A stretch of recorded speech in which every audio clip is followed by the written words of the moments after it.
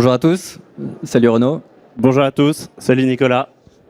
Et merci beaucoup au salon Rentimo de nous accueillir. Donc on est Nicolas et Renaud et on va parler un petit peu de réduction des émissions dans le secteur résidentiel. Et donc je vais commencer par me présenter. Donc Nicolas Crestin, cofondateur de Samy. Samy, c'est une solution qui a pour mission de décupler l'engagement environnemental des entreprises. Et donc on le fait via deux choses principales. La première chose, c'est qu'on édite un logiciel de comptabilité carbone et de pilotage de stratégie climat d'entreprise. Donc en fait, on permet aux entreprises de mesurer leur empreinte carbone d'une année sur l'autre et de piloter un plan d'action dans le temps afin de réduire cette empreinte.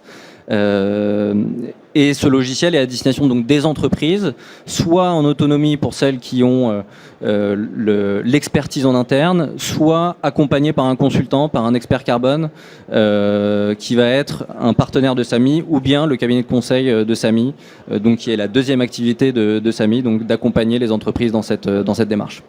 Samy, on a 3 ans d'existence aujourd'hui, on a plus de 600 clients et on travaille sur tous les secteurs d'activité et on a notamment travaillé donc avec Homeland. Bonjour à tous, donc je vais me présenter, je suis Renaud Leroy. Aussi, je crois qu'il y a un micro qui peut tourner si jamais vous voulez intervenir. On va parler donc des émissions carbone dans le secteur résidentiel. N'hésitez pas, si vous avez des questions, que ce soit un peu interactif, on est là aussi pour vous répondre. Donc nous, Homeland, on est un syndic de copropriété de nouvelle génération qui a été créé en 2016 et on est le seul syndic de copropriété entreprise à mission. On prend très à cœur les sujets de réduction de l'empreinte carbone des bâtiments, puisque on va en parler un petit peu, mais le bâtiment, le secteur du résidentiel est responsable de 20% des émissions de gaz à effet de serre. Donc c'est vraiment un secteur qui est clé dans les enjeux de décarbonation pour pouvoir avoir un impact et réduire l'impact écologique du bâtiment. Donc nous, on existe depuis 7 ans, on gère 800 copropriétés, c'est à peu près 35 000 logements. On a une centaine de collaborateurs à Paris et à Bruxelles et on pilote, notamment grâce à ce qu'on a mis en place avec Samy, des indicateurs qui sont clés pour nous. C'est les économies d'énergie qu'on réalise sur nos bâtiments et les économies aussi de charges que ça peut représenter pour nos copropriétaires. Je ne sais pas si tout le monde est familier de ces chiffres, c'est des chiffres qui sont sortis dans un rapport sur l'état de l'environnement. Donc le secteur résidentiel, c'est responsable de 20% des émissions de gaz à effet de serre. C'est le deuxième secteur le plus polluant, grosso modo, en France. Et c'est 40% de la consommation d'énergie. Donc ces émissions, ça provient évidemment des systèmes de chauffage. Ça provient de tous les équipements électriques. Et donc, il y a un véritable enjeu de mesurer ces émissions pour pouvoir les réduire, pour pouvoir proposer des plans d'action ensuite aux copropriétés qui permettront d'améliorer l'empreinte carbone du bâtiment. Et quelque chose qui nous a marqué, puisque nous, on est du coup entreprise à mission, on a vu ces chiffres et on s'est dit que c'était assez étonnant qu'il n'existe pas de moyen de calculer l'empreinte carbone d'une copropriété. En fait, personne ne connaît l'empreinte carbone de sa copropriété, alors que les collectivités peuvent le mesurer, les entreprises peuvent le mesurer, et pourtant, c'est responsable de 20% des émissions de gaz à effet de serre. Donc ça nous a vraiment frappé. Et donc on s'est dit, puisque ce moyen de mesurer les émissions n'existe pas, personne ne peut les améliorer, puisque pour pouvoir améliorer quelque chose, il faut qu'on puisse mesurer, c'est la base, et il n'y a pas ce référentiel qui existe pour mesurer l'empreinte carbone d'une copropriété, donc c'est vraiment surprenant. Donc on s'est dit, nous déjà en tant qu'entreprise à mission, on voulait calculer notre bilan carbone, et c'est comme ça qu'on a rencontré Samy. On a consulté plusieurs sociétés qui font ça, et donc Samy est une très bonne réputation sur la mesure de l'empreinte carbone des entreprises, et dans les échanges avec Samy, ils ont c'est les seuls qui nous proposaient la possibilité d'avoir un consultant qui nous aiderait à mettre au point un calculateur d'empreinte carbone pour les copropriétés. Donc c'est pour ça qu'on a décidé de travailler ensemble. Et c'est vraiment quelque chose d'assez saisissant de se dire que toutes ces émissions-là ne sont aujourd'hui pas mesurées, personne n'a de référentiel là-dessus, et personne ne sait voir d'une année sur l'autre si on progresse ou si en fait on régresse. Donc voilà, c'est comme ça qu'on a échangé beaucoup avec Samy pour mettre en place ce calculateur d'empreinte carbone, et on a aussi fait notre bilan carbone évidemment en tant qu'entreprise. Ça fait 2 ans qu'on fait notre bilan carbone avec Samy. Effectivement, donc 2 axes de travail principal avec Homeland. La réalisation d'un bilan carbone d'un côté, qui est la mesure des émissions carbone sur une période d'1 an de l'entreprise. Et effectivement, ce qu'on peut faire avec notre cabinet de conseil, ce qu'on propose, c'est d'aller plus loin, notamment dans le métier de nos clients, et de proposer des outils très spécifiques à leur métier pour les aider à, je dirais, décarboner leur tiers, leurs clients. Et donc ça, c'est quelque chose sur lequel on est extrêmement proactif. Concernant le bilan carbone d'Homeland en tant que tel, donc en tant qu'entreprise de service, donc on a, comme je disais au départ, un logiciel qui permet déjà donc de faciliter la collecte de données, donc la réalisation de ce bilan carbone. Il faut savoir que le bilan carbone, la grosse complexité, c'est la donnée, c'est la collecte, c'est où on peut aller chercher la donnée, est-ce qu'elle est fiable, et comment on va la traduire en émissions de CO2. Et donc dans ce cadre-là, on a développé une plateforme qui permet à l'entreprise d'avoir un accès et avoir accès à un panel d'outils qui va venir simplifier cette collecte de données. Et dans le cas d'Homeland, donc entreprise de service, on va avoir des outils comme l'analyse des données comptables. Donc on va lire le fichier des écritures comptables qui recense l'ensemble des achats de l'entreprise sur une période d'1 an pour essayer d'identifier justement des postes d'émission liés à des achats de services, par exemple. Il y a un deuxième outil qu'on a déployé pour Homeland, c'est le questionnaire collaborateur. C'est d'aller interroger l'ensemble des collaborateurs, donc une centaine maintenant, sur des questions très spécifiques de déplacement domicile-travail, d'usage de matériel informatique dans le cadre professionnel, etc. Et ce questionnaire va avoir un objectif double, je dirais. Le premier, c'est de collecter de la donnée quanti pour le bilan carbone. Comment mes collaborateurs viennent au bureau et quelles sont les émissions associées et ce que je peux les réduire, sera un autre sujet après. Mais il a aussi un objectif de sensibilisation dans le sens où, en remplissant ces questionnaires, on va avoir accès ensuite à un dashboard qui nous indique un petit peu près où on se situe, quels sont les gros postes d'émission. Et donc c'est une invitation aussi à réduire en tant que collaborateur de l'entreprise ces émissions. On a également des collecteurs, donc on va aller chercher les données, notamment de diffusion d'un site internet, savoir combien de vues ont été réalisées ou d'utilisation d'une application, etc. Donc on essaie de couvrir vraiment l'ensemble des postes d'émission d'une entreprise.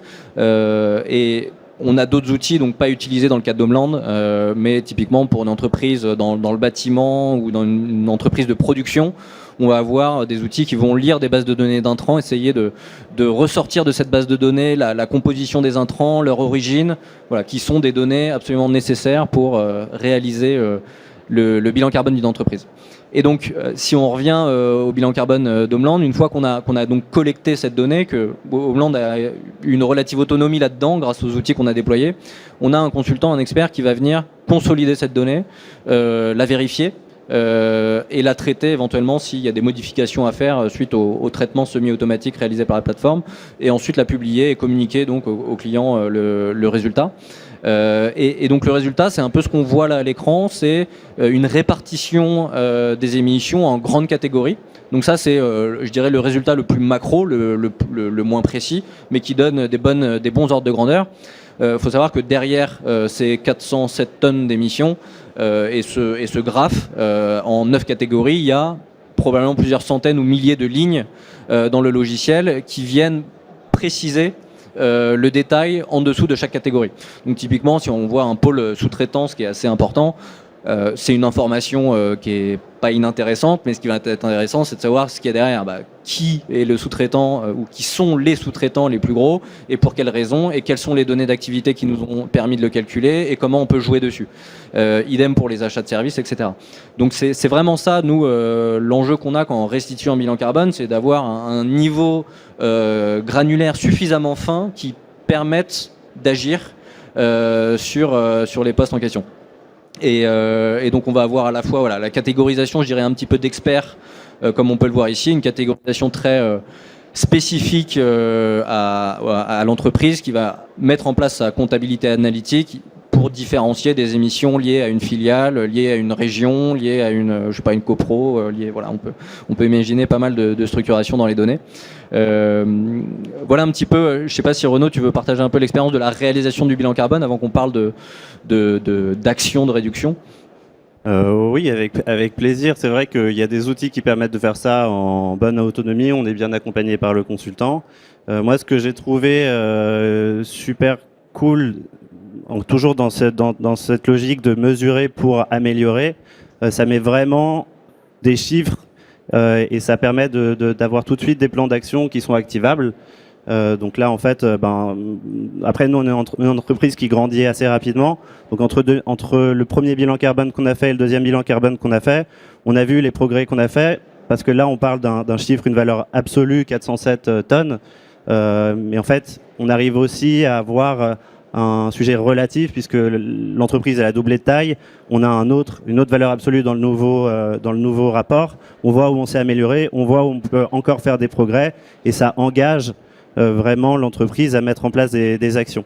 Ça engage aussi les collaborateurs parce que comme ils reçoivent le questionnaire, ils sont conscients de là où ils peuvent faire des efforts aussi. Et ce qui est intéressant, c'est que donc, ces mesures, donc on va mettre les données comptables des prestataires, c'est essentiellement des sujets économiques comptables, et il y a des valeurs qui sont un peu des valeurs moyennes pour le secteur. Et donc nous, on est pas super satisfait du coup du résultat final parce que nos sous-traitants n'ont pas fait leur bilan carbone. Et donc maintenant, on a une démarche d'aller voir les sous-traitants et de leur dire faites votre bilan carbone aussi. Comme ça, nous, on va avoir un rapport qui sera plus concret. Et du coup, il y a cet effet un peu domino qui peut se mettre en place lorsqu'une entreprise fait son bilan carbone. Elle a intérêt à travailler avec des entreprises qui font leur bilan carbone pour savoir vraiment comment elle peut s'améliorer sur ces sujets. Et nous, on a eu cette démarche, alors qu'on n'est pas obligé de le faire. Je crois qu'il y a, en fonction de la taille de l'entreprise, maintenant, les entreprises sont obligées de faire leur bilan, c'est ça ? Oui, il y a une réglementation pour les entreprises de plus de 500 collaborateurs et sur un périmètre restreint. Donc effectivement, tu fais partie des bons élèves qui le font pas pour des raisons réglementaires. Mais ça va évoluer, ça. Est-ce que bientôt, ce sera peut-être des plus petites entreprises qui seront obligées de le faire ou... Alors, ça a déjà évolué dans un sens où avant, il y avait une obligation sur un périmètre très très restreint. Donc on parle de scope 1 et 2. Donc on parle des périmètres de consommation d'énergie et d'émissions directes et indirectes liées à l'énergie. Donc c'est typiquement, si on avait fait le bilan carbone Nomland sur ce périmètre-là, on aurait probablement juste déplacement réalisé avec des véhicules de fonction ou qui appartiennent à la société et donc voilà, et dans les locaux la consommation de la chaudière. Grosso modo, ça aurait été ça. Donc au lieu de 407 tonnes, il y aurait eu probablement 5 tonnes. Donc déjà que la réglementation élargisse le périmètre, c'est extrêmement important justement pour aller activer des actions de réduction sur un périmètre qu'on appelle scope 3, donc qui sont toutes les émissions amont et aval de l'entreprise. Et c'est ça qu'on a fait. Et c'est intéressant ce que tu dis. Vous avez mis en place du coup l'engagement fournisseur. C'est comme ça qu'on l'appelle chez Samy. C'est comment est-ce qu'on fait pour engager sa filière, ses fournisseurs de rang 1 dans un premier temps, dans une démarche pour que eux aussi se décarbonent et que ça bénéficie à tout le monde parce que déjà on va avoir un chiffre plus précis généralement aussi plus faible parce que les données je dirais génériques sont conservatrices à la hausse pour éviter des sous-évaluations, mais ça va lancer la filière dans une démarche de baisse des émissions. Et donc ça, c'est intéressant. Et tu disais aussi une autre chose sur le chiffre. Là, on voit 407 tonnes. C'est vrai que bon, ça parle pas beaucoup. On a mis quelques ratios. Hein. C'est l'équivalent de 45 Français sur une période d'1 an, de 226 allers-retours Paris-New York. Bon, voilà. Mais comme tu disais, ce qui est intéressant aussi, c'est d'aller regarder des intensités. Donc derrière ces 407 tonnes, il va y avoir beaucoup d'intensités. On peut en imaginer plusieurs. L'intensité économique, voilà, on divise ça par le chiffre d'affaires. Et d'une année sur l'autre, on peut comparer cette intensité et du coup avoir des années comparables les unes par rapport aux autres. In fine, au niveau de la planète, il faut réduire en valeur absolue, ça c'est indéniable. Mais au niveau de l'entreprise, effectivement, on peut tout à fait piloter le scope 3, notamment en intensité économique. En intensité collaborateur, dans le tertiaire, ça a aussi du sens parce qu'on a beaucoup d'émissions qui sont liées finalement aux collaborateurs.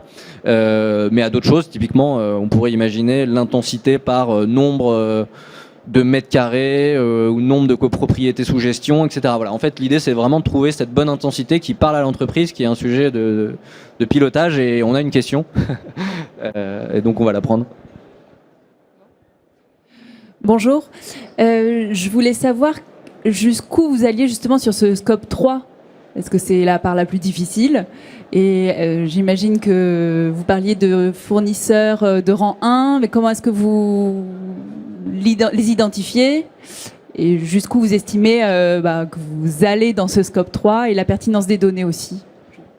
Ouais, c'est une très bonne question. Hein. C'est la question fondamentale de la qualité des bilans carbone. Nous, on va aussi loin que l'entreprise est capable. En fait, c'est vraiment ça. C'est l'accessibilité de la donnée côté d'entreprise. Donc, pour le cas d'Homeland, c'est relativement accessible. En gros, donc on lit le fichier des comptables, on identifie on m'a fait un petit signe, 2 minutes, ok. On identifie les fournisseurs et, comme le disait Renaud, on va essayer d'aller les interroger, eux, sur leur bilan carbone qui doit être le résultat de leur fournisseur N-1, etc. et remonter la filière.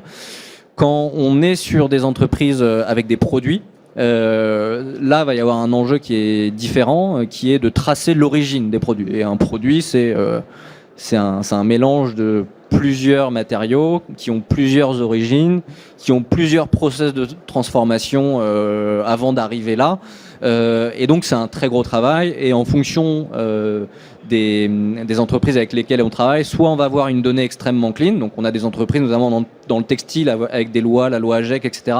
On arrive à avoir un niveau de traçabilité assez élevé, donc dans des outils qui recensent un peu la recette de chaque référence, on va pouvoir trouver la composition, l'origine de chaque composant et les étapes de transformation. Donc là, avec un niveau assez confortable, on va pouvoir évaluer les émissions. Dans d'autres cas, on va devoir se baser sur des données génériques parce qu'ils n'ont pas l'information. Et ces données génériques se veulent les plus fiables possibles. Elles sont issues d'études de l'ADEME et autres sur des filières. Et donc, voilà, par défaut, on va prendre en compte ces données et inviter justement l'entreprise à aller chercher les données spécifiques et non génériques du coup pour venir affiner. Mais l'exercice en tant que consultant dans la réalisation du bilan carbone, c'est pas que le premier bilan carbone soit une épreuve et que ça prenne 1 an à temps plein chez l'entreprise. Donc on va se contenter dans un premier temps de données approximatives, mais par contre on va du coup communiquer en rendant le bilan carbone un niveau d'incertitude qui est révélateur justement de la précision de la donnée et qui invite justement à venir affiner ce chiffre. Pour rebondir sur cette question, c'est vrai que du coup nous on reçoit un bilan carbone qui dit 407 tonnes de CO2. Donc du coup on se rend compte qu'on peut avoir un impact sur du coup ces 407 tonnes et encore parce qu'il y a beaucoup de choses qui sont compliquées, on ne peut pas arriver à zéro. Mais 407 tonnes de CO2 par rapport je ne sais pas combien de tonnes de CO2 sont produits par toutes les entreprises. En fait, c'est pas énorme. Enfin, en tout cas, en tant que chef d'entreprise qui a envie d'avoir de l'impact, on se dit, je vais faire le max, mais je suis juste une petite entreprise de 100 personnes, je vais faire le max pour améliorer ça. Là où nous, on a voulu aller plus loin, et c'est pour ça qu'on est content de ce travail qu'on a fait avec Samy, c'est que ça, c'est juste les 407 tonnes des 100 salariés d'Homeland. Par contre, Homeland gère 35 000 logements, Et là, on est un salon des professionnels de l'immobilier. Et donc, c'est là où il est le véritable impact.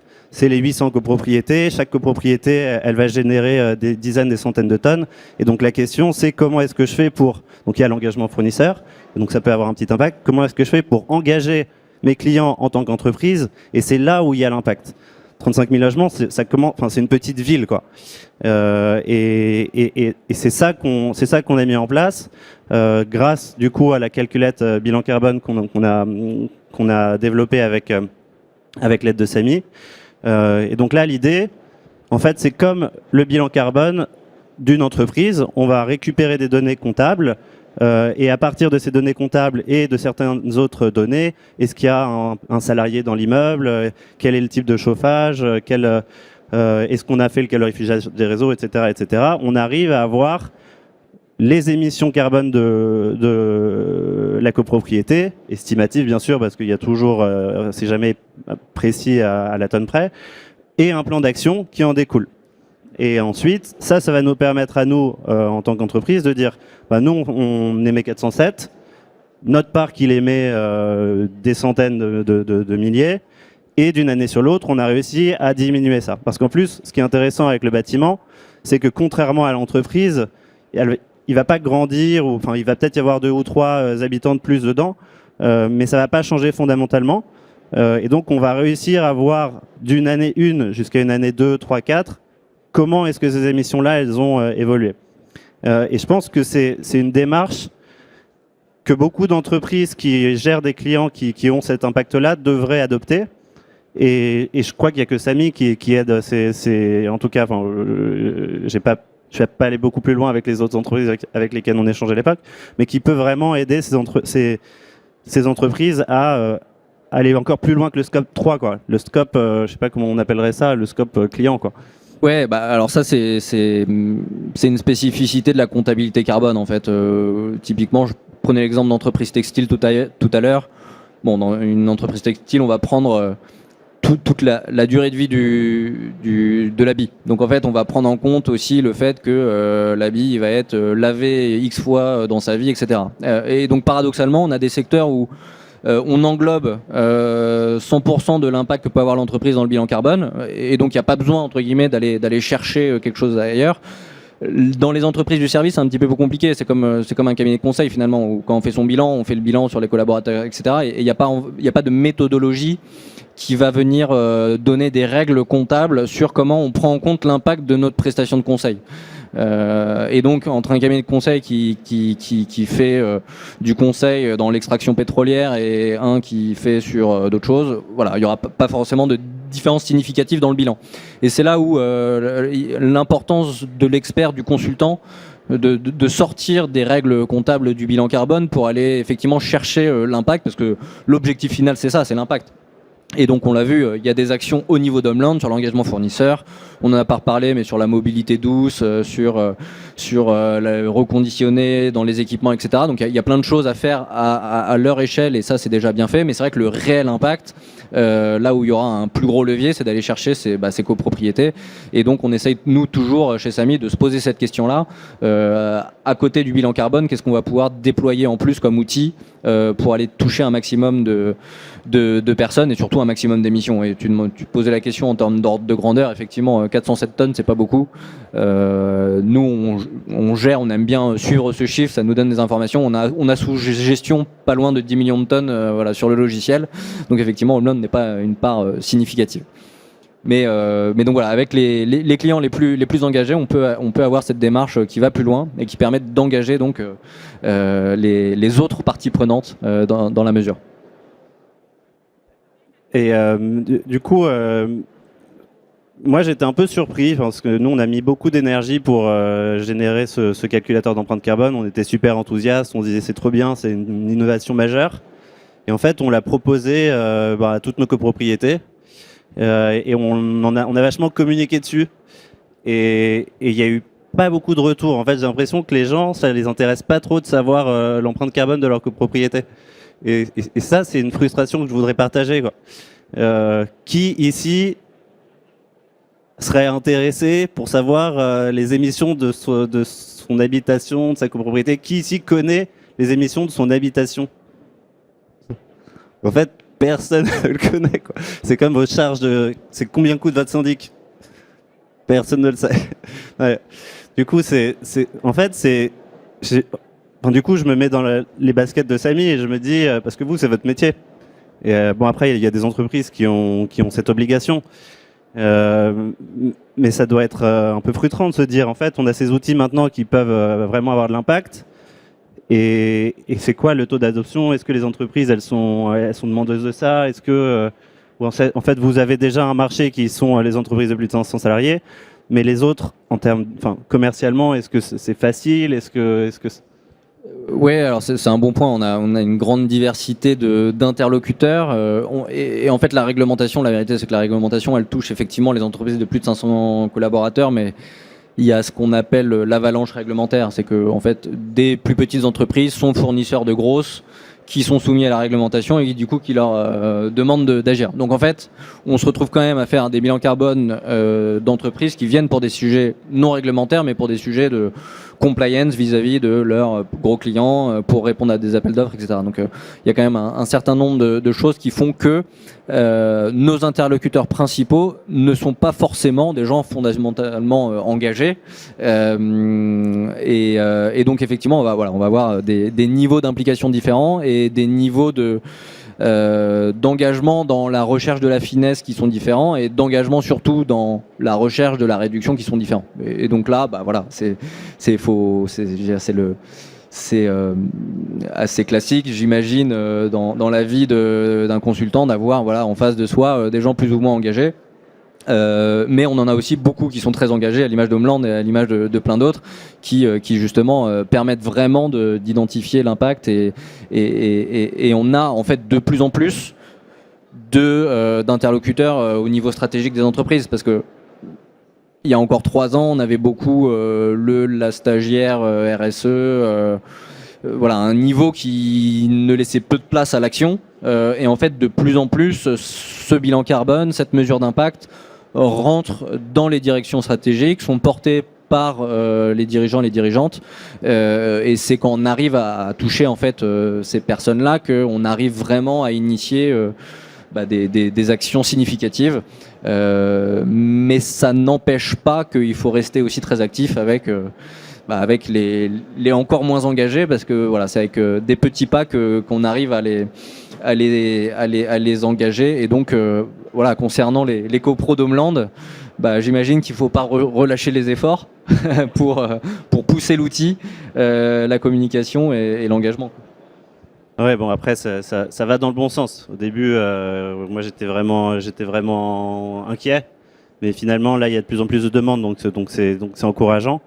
Après, l'autre défi, c'est une fois qu'on a mesuré l'empreinte carbone de la copropriété, qu'on propose un plan d'action, il y a le défi financier qui est comment est-ce que la copropriété va financer les améliorations, le plan d'action qu'on propose. Alors, ce qui est pas mal, c'est qu'il y a un certain nombre d'actions qui peuvent être activées très rapidement dans les copropriétés qui sont financées notamment par les certificats d'économie d'énergie. Donc par exemple, si vous avez une copropriété qui est en chauffage collectif, la première chose à faire, c'est de regarder si vos réseaux de chauffage ils sont calorifugés, parce que ça, c'est financé à 100% par les certificats d'économie d'énergie. Et là, vous allez avoir un gain d'économie sur vos charges de chauffage qui va être tout de suite perceptible. Il y a d'autres choses qui sont aussi faciles à mettre en place, qui sont financées. Ça va être tout ce qui permet de mesurer la température dans les appartements. Et en fait, on s'est aperçu, nous, dans les copropriétés qu'on a équipées de ces solutions-là, qu'on observe tout de suite 15% de diminution de l'énergie, de la consommation d'énergie.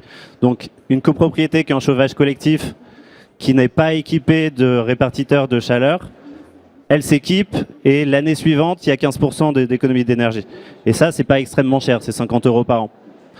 Donc il y a pas mal de petites choses comme ça qui sont faciles à activer et qui ont tout de suite un impact. Il y a des choses qui sont aussi, pour le coup, un petit sujet de frustration pour nous, mais typiquement, changer de fournisseur d'énergie en prenant un fournisseur d'énergie verte, on sait que tout de suite, ça va avoir de l'impact. Mais là, bah, en fait, il y a le sujet financier parce que en fait, les copropriétaires, ils vont pas trop regarder si c'est de l'énergie verte, ils vont plutôt regarder si c'est en fait de l'énergie pas chère. Et donc là aussi, c'est un défi que nous, on a un peu de mal à relever parce que en fait, ça implique que chacun soit vraiment engagé. Et c'est vrai qu'on a tous aussi des sujets financiers, donc il y a des priorités. Je voulais vous parler d'un autre truc qui, pour le coup, pour moi, est une révolution qui nous vient de Belgique. Parce qu'en fait, en Belgique, pour revenir au sujet financier, l'électricité est beaucoup plus chère qu'en France parce qu'ils ont ils n'ont pas de nucléaire. Et donc, eux, ils sont bien plus en avance que nous sur les sujets de production d'énergie renouvelable, y compris dans leur copropriété. Et c'est vrai qu'en fait, on se dit, une copropriété, c'est un immeuble, il y a un toit, c'est pas équipé. En fait, en France, une copropriété, c'est juste vu comme quelque chose qui consomme de l'énergie. Alors qu'en fait, elle a toutes les caractéristiques pour produire son énergie et pour être autosuffisante. Une copropriété avec des panneaux solaires sur le toit, ça peut, du coup, dans certains cas, et des batteries, réduire significativement l'énergie qu'elle va consommer sur le réseau, l'énergie qu'elle va consommer de façon carbonée sur le réseau. Et donc, en France, on est vachement en retard là-dessus par rapport à la Belgique, où il y a un décret en fait, c'est un décret européen qui est passé en 2018, qui permet de mettre en place des communautés d'énergie renouvelable ou un système de partage d'énergie renouvelable dans la copropriété. Ça veut dire que la copropriété est son propre fournisseur d'électricité, qu'elle va produire de l'énergie avec ses panneaux solaires et elle va le revendre directement aux occupants. Du coup, l'occupant, il paye son énergie moins cher que s'il l'achetait à EDF et ça génère un revenu pour la copropriété. Et donc ça, c'est un truc c'est démentiel comme innovation. Et c'est possible de le faire en France. En France, il y a un truc qui s'appelle le partage d'énergie renouvelable.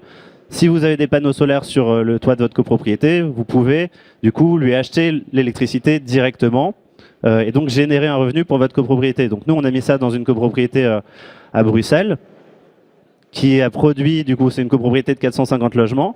La communauté d'énergie, elle a permis de générer 1,2 gigawattheure en un an et ça a généré 150 000 euros de revenus pour la copropriété. Qu'est-ce qu'ils font de ces 150 000 euros ? Maintenant, ils ont installé des éoliennes, là c'est sur cette photo, des éoliennes en toiture qui récupèrent les courants ascendants et donc ça génère de l'énergie en plus. Là, on est en train d'installer des batteries, puisque comme c'est des énergies intermittentes, il y a un sujet de stocker cette énergie pour pouvoir la consommer quand l'énergie sur le réseau elle est plus chère. Et là, on va installer des chargeurs de véhicules électriques qui vont du coup permettre à des gens qui ne sont pas dans la résidence de charger leur Tesla et ça va générer encore du revenu pour la copropriété. Et du coup, cette copropriété, elle va être autosuffisante, elle aura plus de charges et elle va générer des revenus pour les résidents. Et ça, c'est possible en fait, ça arrive, c'est fait. Donc ces sujets-là, je pense que personne n'est au courant de ça. Moi, j'ai interrogé Enedis en Ile-de-France, il n'y a que 10 systèmes de partage d'énergie renouvelable qui ont été mis en place, alors que c'est un décret de 2018. C'est pour l'instant des bailleurs sociaux. Alors, il faut que la résidence, que l'immeuble, elle soit équipée de capacités de production d'énergie renouvelable, donc des panneaux solaires. Le problème qu'on a, c'est que personne n'en a mis en France parce que si on revend l'énergie au réseau, c'est que dalle, donc c'est 20 ans de retour sur investissement. Alors qu'en fait, avec le partage d'énergie renouvelable, en fait, ça se rentabilise en 3-4 ans, grâce à ces revenus-là qui sont générés. Donc ça donne de l'espoir. Je suis content du coup de pouvoir partager ces innovations-là parce qu'elles gagnent à être connues. Donc voilà, si vous connaissez des copropriétés qui ont des panneaux solaires, et ça aussi encore un sujet de frustration que je partage. Maintenant, les promoteurs, ils ont des obligations dans le cadre des régulations thermiques, d'avoir un certain nombre d'équipements qui réduisent l'empreinte carbone. Et en fait, on s'aperçoit qu'il y a des bâtiments qui sont livrés avec des panneaux solaires, mais en fait, les panneaux solaires ne sont même pas raccordés. Parce que les copropriétaires, ils disent, je vais devoir payer un contrat d'entretien de ces panneaux solaires, et si je revends l'énergie au réseau, ça va me rapporter que dalle. Donc on a des panneaux solaires qui viennent peut-être de Chine, qui viennent de je ne sais où, qui ont eux-mêmes une empreinte carbone assez forte, qui sont posés, et en fait qui ne servent à rien. Et donc ça c'est quand même assez choquant. Mais maintenant, grâce à ce système de partage d'énergie renouvelable, c'est possible de les rentabiliser. Donc nous, en fait, on va du coup, quand on s'aperçoit de ça, on va leur proposer cette solution. Et donc comment ça fonctionne? En fait, c'est juste un vote en assemblée générale qui va dire on met en place un système de partage d'énergie renouvelable. On va décider du prix auquel la copropriété va vendre l'électricité à ses occupants.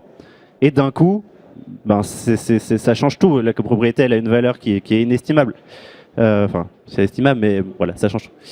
Donc voilà, et donc ça encore, on va pouvoir le mesurer grâce au calculateur d'empreinte carbone, et on va pouvoir dire, ben voilà, non seulement ça génère des revenus, mais en plus ça améliore l'empreinte carbone. Donc il y a plein de choses qui existent, juste personne ne les connaît. Et donc je remercie le salon Rent de donner la parole sur ces sujets, en espérant que vous en parlerez autour de vous, si vous connaissez des immeubles qui ont des panneaux solaires sur le toit. Et j'imagine que Homeland, en tant que gestionnaire de copropriété, vous avez un rôle essentiel à jouer dans cette démocratisation de la connaissance de ces outils. Ouais, c'est clair. Et en fait, il n'y a pas beaucoup de syndics. En fait, nous, on arrive à le faire parce qu'on a une structuration un peu différente des syndics plus traditionnels. En fait, on a des équipes d'experts dans nos centres collaborateurs. Il n'y a pas que des gestionnaires de copro, des comptables et des assistants. Il y a aussi des experts qui sont du coup dédiés à ces problématiques de rénovation énergétique du bâtiment. Et donc, on est proactif là-dessus. Et la difficulté des syndics, c'est qu'ils sont souvent un peu débordés par le quotidien. Et donc, ils n'ont pas le temps. C'est pas de la mauvaise volonté, c'est juste qu'ils n'ont pas le temps parce qu'ils doivent gérer la comptabilité, organiser les AG, gérer les travaux, gérer les sinistres. Donc, en fait, ils se posent pas toujours ces questions. Ils n'ont pas les moyens à consacrer à ces sujets-là. Donc, nous, dès l'origine, encore une fois, on est entreprise à mission, on est le seul syndicat entreprise à mission. On s'est rendu compte de l'impact que le syndic pouvait avoir sur ces sujets. Et c'est pour ça qu'on travaille sur ces innovations. Et tout à l'heure, tu me posais la question du niveau d'engagement des interlocuteurs avec qui on travaille. Est-ce que de ton côté, il y a des copropriétés qui choisissent Homeland parce qu'entreprise à mission ou parce qu'elles elles comprennent que ça va pouvoir être un moteur vers une transition?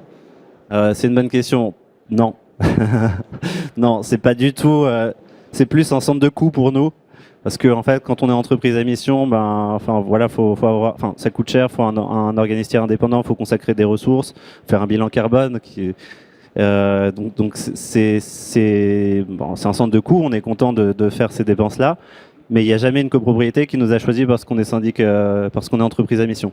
En revanche, là où ça a un impact, c'est l'engagement des collaborateurs. Ils sont contents de travailler pour une entreprise qui se pose ces questions-là.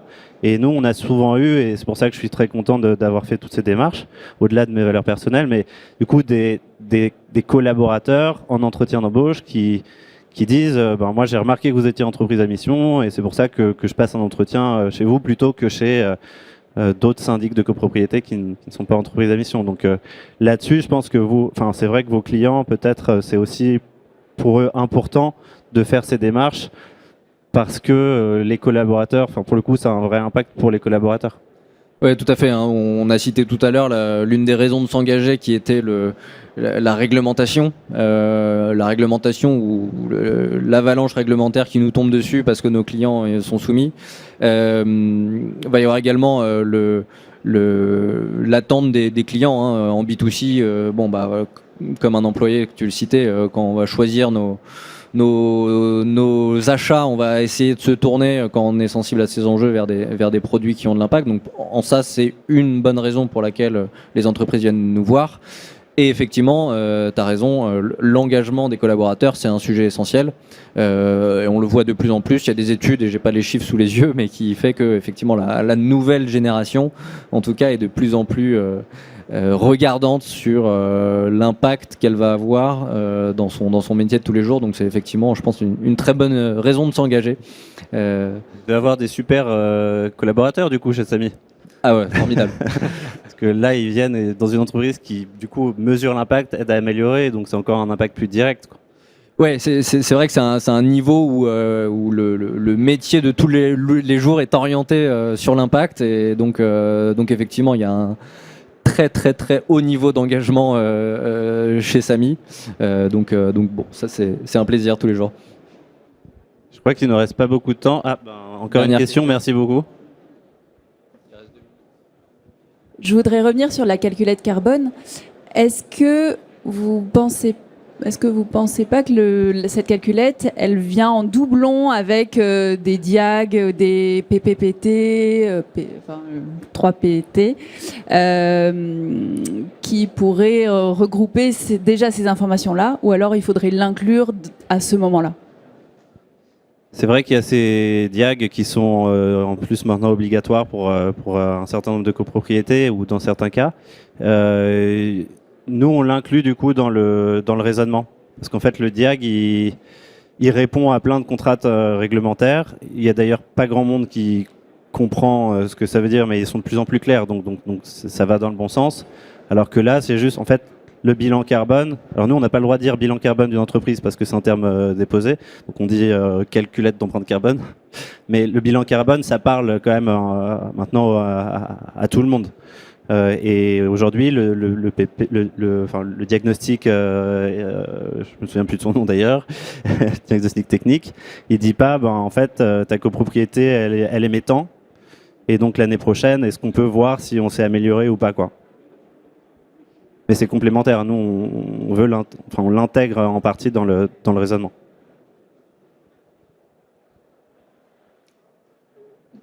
Super. Et on voulait encore une fois remercier le salon pour son accueil. C'était un plaisir. Et puis on l'a pas dit, mais chez Samy, on travaille justement avec Rentimo pour faire le bilan carbone de l'événement. Donc je pense qu'il va sortir bientôt. C'est pour ça que maintenant c'est des petites pochettes cartonnées au lieu d'avoir des pochettes en plastique. Je me suis fait la remarque en arrivant. Alors ça n'a pas été proposé par Samy, mais j'ai trouvé que c'était une belle innovation de ne pas avoir du plastique. Merci à tous, merci Nicolas et merci de votre Renaud. attention.